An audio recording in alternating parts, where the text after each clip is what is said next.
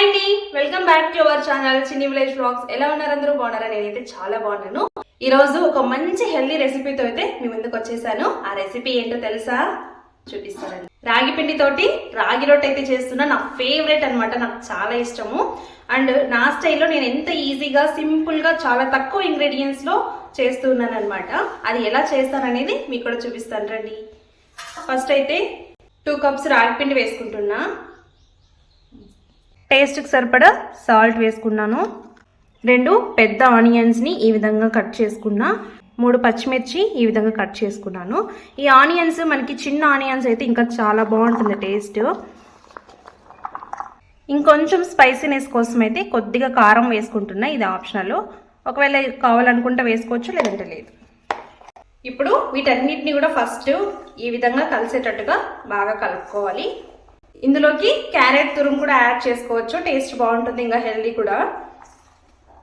మునగాకు కూడా వేసుకుంటారు. నేనైతే ఇప్పుడు ఏం వేయట్లేదు, సింపుల్గా ఈ విధంగా అయితే చేసేసుకుంటున్నా ఈజీగా. మనం చపాతీ పిండి కలుపుకుంటాం కదా, దానికంటే ఇంకొంచెం మెత్తగా కలుపుకోవాలన్నమాట. వాటర్ సరిపడా కొద్ది కొద్దిగా వేసుకుంటూ చపాతీ పిండి కంటే కొంచెం సాఫ్ట్గా వచ్చేలాగా కలపాలి. రాగి పిండిని ఈ విధంగా సాఫ్ట్గా అయితే కలిపేసి పెట్టుకున్నా. ఒక 10 నిమిషాలు ఇలానే పెట్టేద్దాం. 10 నిమిషాల తర్వాత ఈ విధంగా ఈ సైజులో ఉంటలు చేసుకునేస్తాను నేను.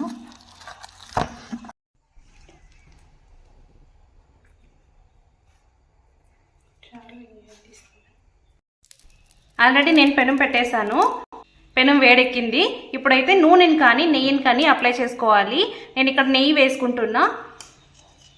మీకు నెయ్యి వద్దనుకుంటే నూనెనైనా వేసుకోవచ్చు. ఇప్పుడు మనం ఆల్రెడీ ఇలా చేసి పెట్టుకున్నాం కదా, ఈ రాగి ముద్దనైతే వేసుకొని చేతికి పిండి అంటకుండా ఈ విధంగా నీళ్ళల్లో చెయ్యి అద్దుకుంటూ ఇలా స్ప్రెడ్ చేసుకోవాలి. మరీ మందంగా కాకుండా మరీ పలుచగా కాకుండా మీడియంగా ఈ విధంగా ఒత్తుకోవాలా.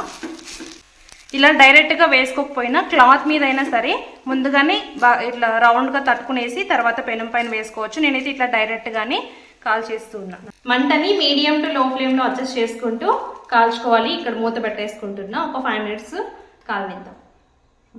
5 మినిట్స్ తర్వాత ఇటువైపు కూడా నెయ్యి వేసుకొని కాల్చుకోవాలి.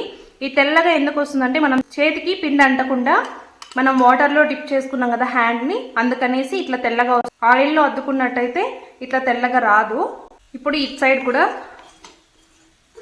నెయ్యి వేసుకొని తిప్పుకుందాం. మళ్ళీ మూత పెట్టేసి ఒక 5 మినిట్స్ కాలి. ఇప్పుడు 2 వైపు కూడా కాలిదేమో చూద్దాం. ఈ విధంగా క్రిస్పీగా బాగా కాలిపోయింది కాబట్టి తీసేద్దాం. వేడివేడిగా రాగి రొట్టెలు అయితే రెడీ అయిపోయాయి. ఇప్పుడు టేస్ట్ చూద్దాం ఎలా ఉందనేసి. చూడండి, పైన అంతా కూడా క్రిస్పీగా ఉంది, లోపలంతా సాఫ్ట్గా చాలా బాగుంది అన్నమాట. చూస్తుంటేనే నోరు ఊరిపోతుంది. టేస్ట్ చూసేద్దాం. టేస్ట్ అయితే సూపర్గా ఉంది. నెయ్యి వేసుకొని కాల్చుకున్నాం కదా, టేస్ట్ మాత్రం సూపర్గా ఉంది. మీకు ఒకవేళ నచ్చినట్టయితే మీరు కూడా ఒకసారి ట్రై చేయండి. ఈ వీడియో నచ్చినట్టయితే లైక్ చేయండి, షేర్ చేయండి, సబ్స్క్రైబ్ చేసుకోండి. బాయ్.